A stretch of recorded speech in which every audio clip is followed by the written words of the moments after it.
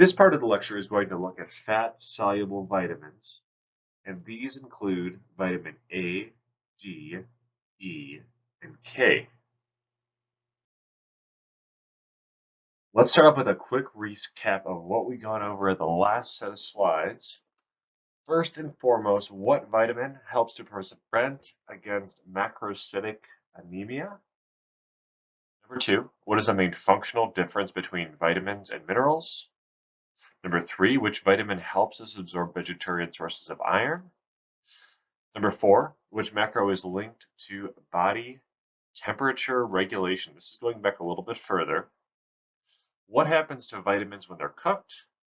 And then a deficiency of what vitamin is linked to neural tube defects. So go ahead and pause it, take a minute to go over this.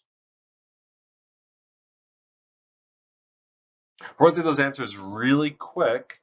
Number one is folate and vitamin B12. Number two, vitamins, they play roles in assisting body functions. Minerals do the same thing, but some minerals also play a role as a part of a body structure. They're actual part of it. Number three, that's vitamin C. Number four is body fat or fat. Five, vitamins are broken down and their quality is destroyed. Number six is folate. Absorption of the fat-soluble versus the water-soluble vitamins is a little bit different. And that's because what's going to happen with the water-soluble vitamins is they're broken down in the small intestine and they're going to be sent to the blood, whereas the fat and the fat-soluble vitamins, those are going to go into the lymph system. And in the lymph system, that's where they're transported to where they need to go in the body. This breaks it down a little bit further. Whenever we eat dietary fat, there's a signal that's released in our body to send out bile. And what the bile acids are going to do is they're going to surround fat and the fat-soluble vitamins, and they're going to transport them to the lymph. So, as you can see, that you have the yellow fat-soluble vitamins on the top. They're going to get surrounded by those bile acids, and that's what's going to send it over to the lymph, and the lymph will transport it to where it needs to go. So fat and fat-soluble vitamins, because they're bigger than other nutrients, they're going to be sent through bile acids over to the lymph, and then from there they're going to go where they need to go in the body to perform their specific function. Digestive problems are largely linked more so to fat-soluble vitamin deficiency than water-soluble vitamin deficiency. Fats and fat-soluble vitamins are going to be transported through the lymph system because, again, the blood vessels are too small to handle fats. They're going to go through the lymph system to the liver, and they're either stored in the liver or as fat if it's fat, or in fat if it's fat-soluble vitamins. Vitamin C, a water-soluble vitamin, and then zinc and selenium, those play roles as antioxidants, but half of the fat-soluble vitamins, a good portion, those are antioxidants. And so what these do is they basically help to stable imbalanced molecules. So an imbalanced molecule is a free radical, which you can see on the right side of the screen. The more free radicals that you have, basically the worse off your health is going to be. And so what the antioxidants do, they just put a missing piece back into the free radicals to help provide stabilization to cells, tissues, organs, and even our mental health. All right, in these next few slides, we're going to take a look at some of the functions and sources of each of the individual fat-soluble vitamins. Vitamin A has a link to vision, and that's because it creates retinol. Retinol is going to create retinol, converts to retinol, which is going to convert into retinoic acid, which is what specifically is linked to vision. Vitamin A is also going to help us promote overall skin health. It is going to grow new and healthy skin cells, and then in its role as an antioxidant, any free radical damage that's occurred on the face, vitamin A is going to help to repair that. So vitamin A is something that can help to treat and heal acne. Immune system function, and this is through something that's known as T cells. And what T cells are these just super cells that are able to adapt to incoming pathogens in order to fight them off and kill them so that we stay healthy. Vitamin A is going to cause the T cells to have a certain function. So vitamin A is what is responsible for them changing their function in order to attack off whatever it is that's coming into our system, whatever pathogens are attacking us. We're primarily going to get vitamin A through vegetables. There's lots of green leafy vegetables that have a really good amount of this. We can get a lot of vitamin A through some of the orange vegetables like carrots and sweet potatoes. Those have way more than what we need on a daily basis in just one serving. And we can also get it from some meat sources. There's some vitamin A in eggs. And then for meats, primarily we're just going to get a lot of vitamin A through liver. That's about it.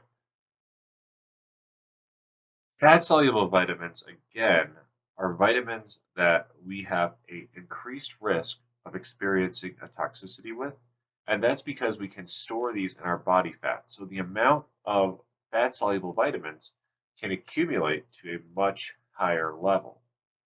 Now, we generally are not going to get a vitamin A toxicity from natural foods. Actually, it's very rare. Usually it's required for us to get a toxicity of vitamin A. Usually we have to consume excess vitamin A through supplement form. However, if we do eat polar bear liver, then we could actually die, and that would be from anything other than vitamin A toxicity. Why do you think that might be? Well, we talked about a few slides back how fat-soluble vitamins and fats are stored in either the liver or the fat cells. We can have very high concentrations of vitamin A in our livers. Polar bears, they eat seals. Seals eat fish. The vitamin A that seals accumulate from eating the fish is quite high, and then the polar bears accumulate this from eating seals. So the amount of vitamin A in polar bear liver is very high. It's the one source of vitamin A that if we eat, it's so concentrated that it will kill us. Vitamin D has a couple different functions.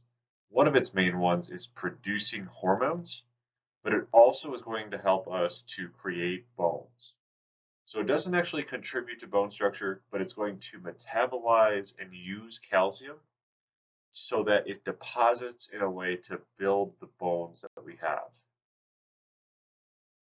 Vitamin D deficiency is known through children as rickets, and in adults it's osteomalacia.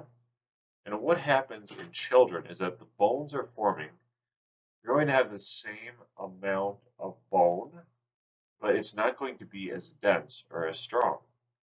And so what happens is as a child grows, it's not going to grow sturdily. The bones are going to slowly bend outwards because they're not stable and strong enough. So vitamin D deficiency in children is linked to bow-leggedness. In adults, this is just soft bones. Not that they're brittle, they're just soft.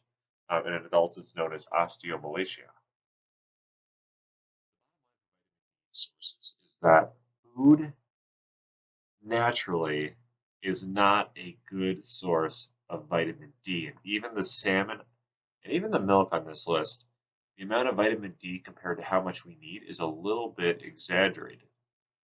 Now, there are foods that are going to have vitamin D added back into them through fortification, but most foods are not going to have decent amounts of vitamin D. This is okay actually because vitamin D is very unique in that it's actually created by the sun. So if we're exposed to UV light, which is basically just sunlight, then what's going to happen is there's going to be an enzymatic reaction that creates vitamin D in our body without actually eating food sources of it. Now, where this becomes a problem is at higher latitudes and especially during winter months. So, if we were to go outside in Colorado anytime between October and March, even if we're outside all day, we're probably not going to receive enough UV light exposure. Even if it's a sunny day, we're still not going to be able to utilize the UV light radiation in order to create vitamin D because the sun is just too far away. The further south we go, the less likely that is that it's going to occur. We're still further away from the sun than we are in the summer months. Um, but it's important to note that during winter months, vitamin D from sunlight is not going to be adequate if we receive any of it at all. So this time of year is characterized by winter blues, and some of it may be due to the fact that vitamin D creates hormones that helps us to feel better, and we just don't get this vitamin D from being exposed to sunlight. So vitamin D supplementation during the winter months is necessary for most people. Vitamin E is another antioxidant vitamin. It also plays a role in skin health. Inadequate intakes of vitamin E result in red blood cell breakage and nerve damage. So vitamin D's antioxidant function actually is what helps to ensure that cell membranes maintain their integrity, and it's also responsible for optimizing skin health because both of these things can be damaged by exposure to free radicals. So antioxidants help to heal the cells on cell membranes, and they also help to heal the cells that are damaged on our skin through their role as antioxidants. Taking a look at vitamin K food sources, you're going to get that from a few food groups, but you're mainly going to get that from green vegetables. So lettuce and peas will give you a fair amount of vitamin K, more than most other foods, but you're really going to get a lot of vitamin K from the dark leafy greens. So the broccoli, the spinach, the kale, vegetables like that. I've worked with a lot of people in the hospital setting who need to keep an eye on their vitamin K intake. These people are generally on a medication that requires their blood to not clot, so they have to keep their vitamin K intake consistent. For these people, the main gist of what they tell them revolves around the following. Keep the amount of green leafy vegetables you eat consistent, what you're eating before, and do not overdo them at any point. The point here is that vitamin K comes primarily from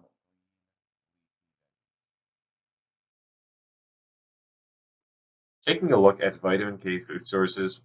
You're going to get it from a few different food groups, but really you're primarily going to get that through green leafy vegetables. Um, Spinach, kale, broccoli have a lot of vitamin K. That's all for this week. Thank you guys very much for tuning in. There is an assignment that's posted that is due this Friday at midnight. As usual, if you have any questions, please send me an email and I'll get back to you as quickly as I possibly can. Otherwise, thank you again for tuning in and have a great rest of your day.